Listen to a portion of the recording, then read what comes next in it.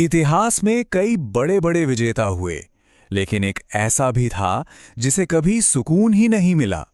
एक ऐसा बादशाह जिसकी पूरी जिंदगी मानो एक सफर थी, एक जंग थी। तो आज हम कहानी जानेंगे उसी बाबर की, एक ऐसे विजेता की जो हमेशा बेचैन रहा। और इस बेचैनी को बाबर ने खुद एक लाइन में समेट दिया था। अपनी आत्मकथा में वो लिखता है, मैंने 2 रमजान एक ही जगह पर नहीं मनाए। सोचिए जरा, सिर्फ ये एक लाइन और ये उसकी पूरी जिंदगी का आईना है। एक ऐसी जिंदगी जिसमें ठहराव था ही नहीं, बस एक लड़ाई से दूसरी, एक शहर से दूसरे शहर। अच्छा, अब सवाल ये उठता है कि ये बेचैनी आई कहाँ से? तो देखिए, ज़हीरुद्दीन मोहम्मद बाबर, ये उसका पूरा नाम था, उसकी किस्मत में ही शायद ये सब लिखा था। उसकी रगों में जो खून दौड़ रहा था ना, वो कोई आम खून नहीं था। इसे ऐसे समझते हैं, एक तरफ पिता की ओर से वो वंशज था तैमूर लंग का, वही तैमूर जिसने कभी दिल्ली को रौंद डाला था, और दूसरी तरफ मां की ओर से वो वंशज था इतिहास के सबसे बड़े विजेताओं में से एक, चंगेज खान का। तो एक ही शख्स में 2 सबसे खूंखार विजेताओं की विरासत, मतलब दबाव भी जबरदस्त था और प्रेरणा भी। उसका जन्म हुआ था 1483 में, आज के उज़्बेकिस्तान की एक छोटी सी जगह फरगना में। और फिर जब वो सिर्फ 11 साल का था, उसके पिता की अचानक मौत हो गई। खेलने कूदने की उम्र में उस बच्चे के कंधों पर पूरे राज्य का बोझ आ गया। इसीलिए कहते हैं कि बाबर बचपन में ही बूढ़ा हो गया। अब उसकी जिंदगी में खिलौने नहीं, बल्कि साजिशें थीं और सत्ता बचाने की जद्दोजहद। अब इतनी बड़ी विरासत के साथ बाबर के सपने भी बहुत बड़े थे। उसका एक जुनून था, एक धुन थी, अपने परदादा तैमूर की राजधानी, शानदार शहर समरकंद को जीतना। और इसके लिए उसने क्या कुछ नहीं किया। देखिए, 1497 में पहली बार कोशिश की, शहर जीता भी, पर सिर्फ 100 दिन के लिए। फिर 1501 में दोबारा हमला किया, इस बार 8 महीने टिका, लेकिन उसके दुश्मनों उज़्बेकों ने उसे फिर से खदेड़ दिया। तीसरी और आखिरी कोशिश की 1511 में, पर वो भी नाकाम रही। बार बार हारने के बाद भी उसका हौसला नहीं टूटा। ये उसके चरित्र को दिखाता है। अब जब मध्य एशिया के सारे रास्ते बंद हो गए, तो बाबर को कहीं और तो देखना ही था। उसका समरकंद का सपना तो टूट चुका था, तो उसने अपनी नजरें घुमाई पूरब की तरफ, हिंदुस्तान की तरफ। इससे पहले 1504 में उसने काबुल पर कब्जा करके अपना एक नया बेस बना लिया था, और यहीं पर उसने बादशाह का टाइटल भी लिया, जो दिखाता है कि वो अब बड़ा सोच रहा था। और किस्मत देखिए, उस वक्त हिंदुस्तान की हालत बाबर के लिए एकदम परफेक्ट थी। यहाँ दिल्ली में जो लोधी सल्तनत थी, वो अंदर से खोखली हो चुकी थी। इब्राहिम लोधी एक कमजोर सुल्तान था। हद तो ये थी कि पंजाब के गवर्नर दौलत खान लोधी और खुद सुल्तान के चाचा आलम खान बाबर को चिट्ठियां लिख रहे थे कि आओ और इब्राहिम लोधी को हटाओ। वो सब सोच रहे थे कि बाबर आएगा, लूटेगा और चला जाएगा, लेकिन उनकी सोच गलत साबित होने वाली थी। और इन्हीं सब वजहों से स्टेज तैयार हुआ, इतिहास की उस लड़ाई का जिसने हिंदुस्तान का नक्शा ही बदल दिया, पानीपत की पहली लड़ाई। अब जरा सेनाओं का हिसाब किताब देखिए। बाबर के पास कितने सैनिक थे? सिर्फ 12,000।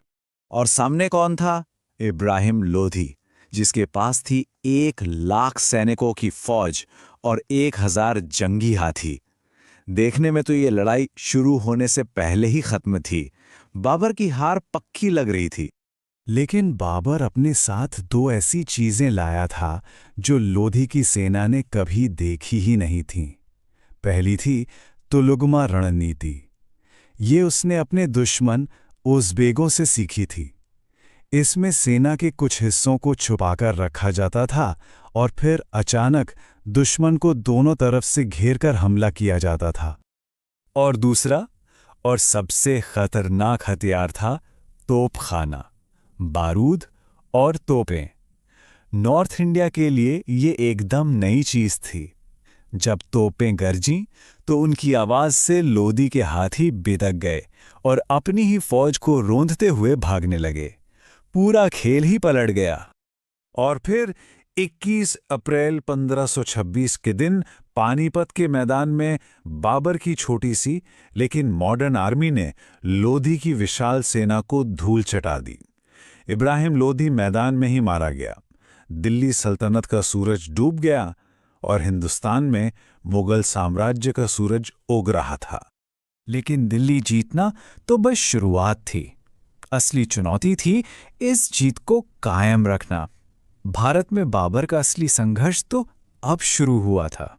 अगले 4 साल बाबर लगातार लड़ता रहा। उसने एक के बाद एक कई लड़ाइयां लड़ी ताकि हिंदुस्तान पर उसकी पकड़ मजबूत हो सके। सबसे बड़ी और मुश्किल लड़ाई थी खानवा की, जिसमें उसका सामना हुआ मेवाड़ के महान योद्धा राणा सांगा से। ये जीत पानीपत से भी ज्यादा जरूरी थी। इसके बाद चंदेरी और घाघरा की लड़ाइयों में उसने बचे कुचे विरोधियों को भी खत्म कर दिया। खानवा की लड़ाई का एक बड़ा दिलचस्प किस्सा है। लड़ाई से पहले बाबर के सैनिक राणा सांगा की बहादुरी के किस्से सुनकर डर गए थे। उनका हौसला एकदम टूट चुका था। तब बाबर ने एक मास्टर स्ट्रोक चला। उसने सबके सामने अपने शराब के सारे प्याले तोड़ दिए, कसम खाई कि वो आज के बाद कभी शराब नहीं पिएगा, और इस लड़ाई को एक जिहाद यानी धर्म युद्ध का नाम दे दिया। बस उसकी सेना में एक नई जान आ गई। और जब वो खानवा जीत गया तो उसने खुद के लिए एक नया टाइटल लिया, गाजी, यानी धर्म के लिए लड़ने वाला विजेता। ये दिखाता है कि वो अब सिर्फ एक हमलावर नहीं, बल्कि हिंदुस्तान में एक नए साम्राज्य का संस्थापक था। हिंदुस्तान में बाबर का राज तो सिर्फ 4 साल का ही था, लेकिन इन 4 सालों में उसने एक ऐसी नींव रखी जो सदियों तक टिकी रही। उसने मुगल वंश की शुरुआत की, जिसने 300 साल से ज्यादा राज किया। उसने अपनी जिंदगी की कहानी बाबरनामा में लिखी, जो आज भी एक क्लासिक मानी जाती है। युद्ध में तोपखाने का इस्तेमाल और सेंट्रल एशिया के खूबसूरत चारबाग स्टाइल के गार्डन, ये सब बाबर की ही देन है। और 1530 में इस बेचैन विजेता की जिंदगी का सफर खत्म हुआ। उसकी मौत भी उसकी जिंदगी की तरह ही एक सफर रही। उसे पहले आगरा में दफनाया गया, लेकिन उसकी आखिरी ख्वाहिश थी कि उसे काबुल में उसके सबसे प्यारे बाग में दफनाया जाए। सालों बाद उसकी इच्छा पूरी की गई और उसके शरीर को काबुल ले जाया गया, जो उसके इस बेचैन सफर का आखिरी ठिकाना बना। तो आखिर में एक सवाल रह जाता है, कौन था बाबर?